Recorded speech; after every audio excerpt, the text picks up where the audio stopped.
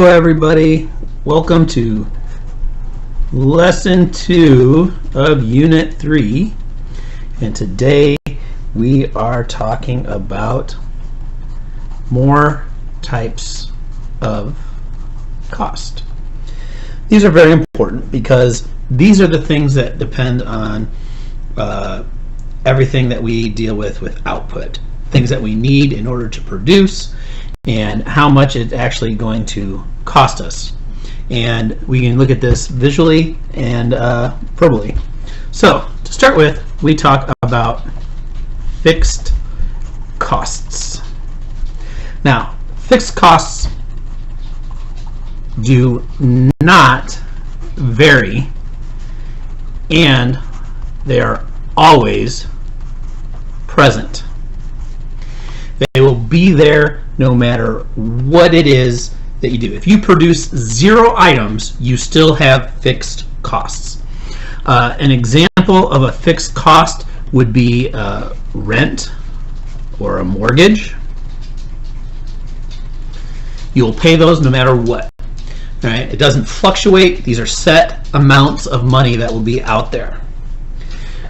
But then you have variable costs. These change with output. All right, things that just on a day-to-day, you can talk about your electric bill, your gas bill. You can even talk about postage.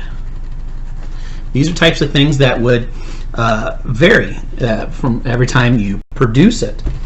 All right, so with that, you have total costs, which is equal to fixed costs plus variable costs, and that will give you your total costs. All right, these are very important, and we can visually look at these, and we'll start with a simple graph. All right, your axes. This is costs. So once again, kind of like price with the demand. And this is our quantity of output. All right.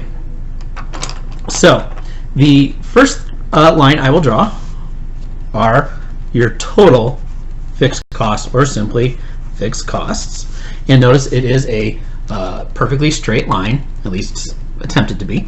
All right, that's because fixed costs are the same, regardless if it's a 0 output or whatever this quantity is. It goes on and on. It's the same no matter what. All right, but then we have 2 more lines that run mirror to each other. These are your total costs and your total variable costs. Now, sometimes you can draw this out in different ways. But first I want to clarify that your total costs will start at your total fixed cost, because they're no matter what. Variable costs will start at 0, and they mirror each other. Why do they mirror each other? Because what is this distance? These are your fixed costs. Your fixed cost plus your variable cost equals your total cost. Okay, so now let's talk about some other very important costs. All right,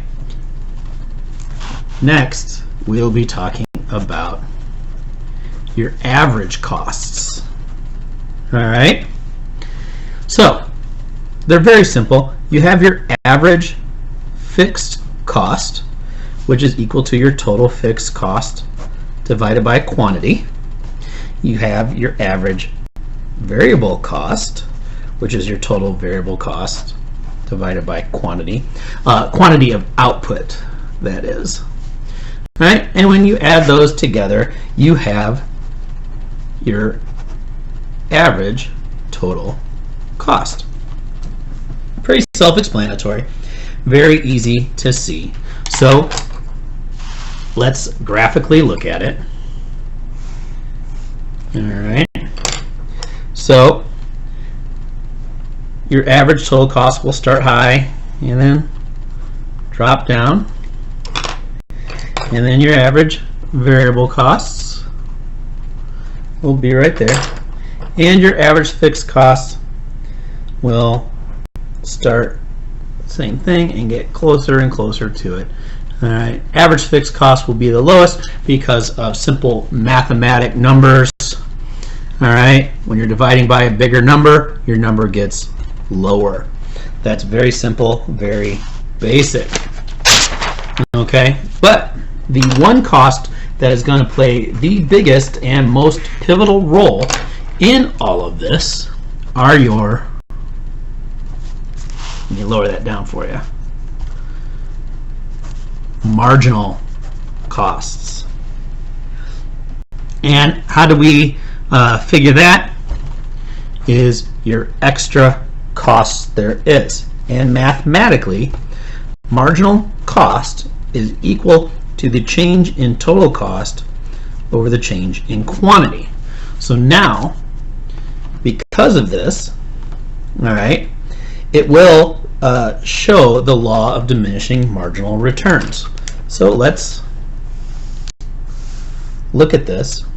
All right, once again, costs, money, quantity, and with marginal cost, it initially declines and it will reach a minimum and come right up. Right? I kind of this reminds me always of a Nike swoosh. All right. Now, what the one thing that we always have with this is marginal cost can also be on the same graph as your average total costs, your average variable costs, and your average fixed cost. All right. By the way, this is poorly drawn. So this is average total cost, average variable cost, average fixed cost. All right. Marginal cost is very similar. It mirrors your marginal product that we talked about earlier. And ideally, this may not be drawn perfectly. This point and this point here, where marginal cost intersects average variable cost and average total cost, is at their minimum, where it should be at the lowest. To help you truly understand this, I want you to read page 208 right now, and it's all about the National Basketball Association example. Read that and understand how that works. All right. When all of this happens, all right, this is teaching you the law of diminishing marginal returns. Okay, so for the day, you're going to have an assignment, and your assignment will be activity packet 26. Get that from the substitute teacher right now and enjoy that.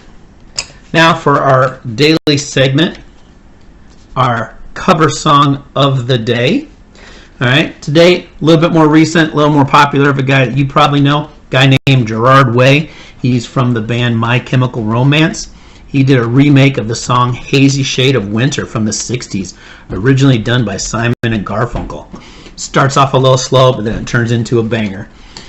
Enjoy it. Reach out to me if you have any questions, and I'll talk to you guys soon. Adios.